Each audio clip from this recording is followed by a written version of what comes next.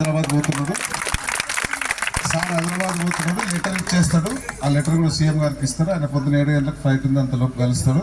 So government తరఫున మా తరఫున మీకు రిక్వెస్ట్ ఏంటంటే మీరు ఎవరి విధులకు వాళ్ళకి పోండి, ఎంత తొందర వీళ్ళైతే ఎంత తొందర మేము మీ ప్రాబ్లమ్ సాల్వ్ చేస్తాం. Thank you. Solution sir. Sir sir please sir ఒక సబ్మిషన్ సార్. ఇప్పుడు మీరు ఆర్థిక భారం అంటున్నారు, చాలా ఇబ్బందులు ఆర్థిక స్థితిలో అంటున్నారు కదా. ఆర్థిక భారం అని చెప్పింది మన తెలంగాణ స్టేట్ గవర్నమెంట్కు 18,500 కోట్లు ప్రతి నెల ఇన్కమ్ వస్తే, అప్పుడు పాత ప్రభుత్వం చేసిపోయిన దానికి 6,500 కోట్లు వడ్డీలు కడుతున్నాం. 5,500 దాకా మన జీతబద్ధాలు ఇస్తున్నాం స్టేట్ గవర్నమెంట్లో. మేము ఇచ్చిన 5 గ్యారంటీలకు 3,500 నుంచి ఎవ్రీ మంత్ ఆర్టీసీ తరఫున సిలిండర్స్ కోసం, ఫ్రీ కరెంటు కోసం అన్నిటి కూడా ఇస్తున్నాం. అబద్ధాలు చెప్పి మీకు ఏదో చెప్పకంటే స్టేట్ గవర్నమెంట్ నిజాలు చెప్పాలని మేము డిసైడ్ అయినా. మా సీఎం గారు నిజాలు చెప్తున్నాం, మేము నిజాలు చెప్తున్నాం. ఆ 2-3 వేల కోట్లతో ఆ సంక్షేమ కార్యక్రమాలు, మిగతా చిన్న చిన్న డెవలప్మెంట్లు అవన్నీ చేయాలి. కాబట్టి అవి దృష్టిలో పెట్టుకోవాలి. లెక్కలకు దీనికి ఏ సంబంధం లేదు.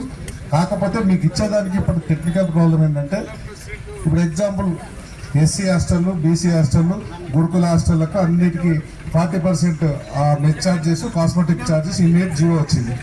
ఈ గవర్నమెంట్ సెంట్రల్ గవర్నమెంట్కి సంబంధం ఉన్న దానికి మీకు అవునా?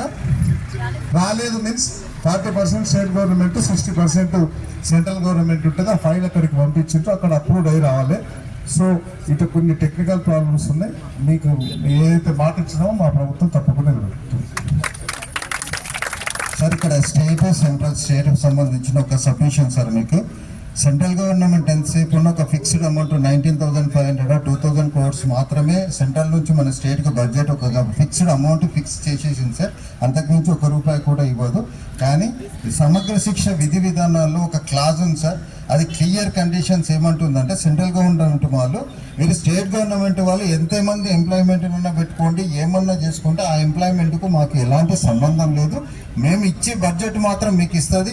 మీరు వారు రెగ్యులర్ చేసుకుంటారా, కాంట్రాక్ట్లో పెట్టుకుంటారా, పే స్కేల్ ఇచ్చుకుంటారా, ఈ శాలరీకి సంబంధించిన టాపిక్లో వాళ్ళకి ఎలాంటి సంబంధం లేదు సార్. ఇది కంప్లీట్లీ మేము ప్రజెంట్గా ఏంటంటే సెంట్రల్ గవర్నమెంట్ బడ్జెట్లో వర్క్ చేయొచ్చు, కానీ సర్వీస్ మాత్రం కంప్లీట్ స్టేట్ గవర్నమెంట్కి మాత్రమే మేము ఇస్తున్నాము.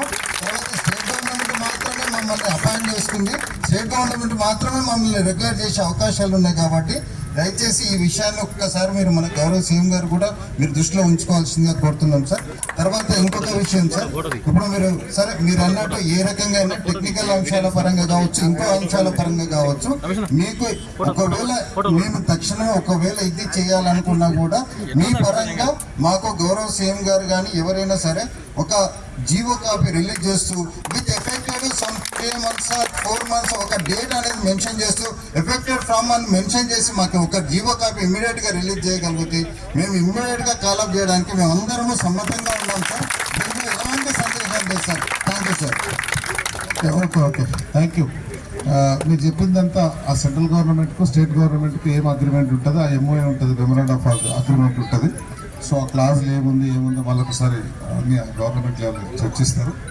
మీరు అన్నట్టు ప్రాబ్లమ్ సాల్వ్ అయినాక ఎట్లాగా సీఎం గారు ప్రకటన చేసేటప్పుడు ఎప్పటి నుంచి ఇంప్లిమెంట్ అవుతుంది, ఏం చేస్తాం, మీరు ఇచ్చిన 5-6 కోరికలు 1-2 ఎన్ని చేస్తారో అది ఏం చేసినా ఆయనే చేయాలి. కాబట్టి ఆయనకు అన్నీ తెలుసు. అప్పుడు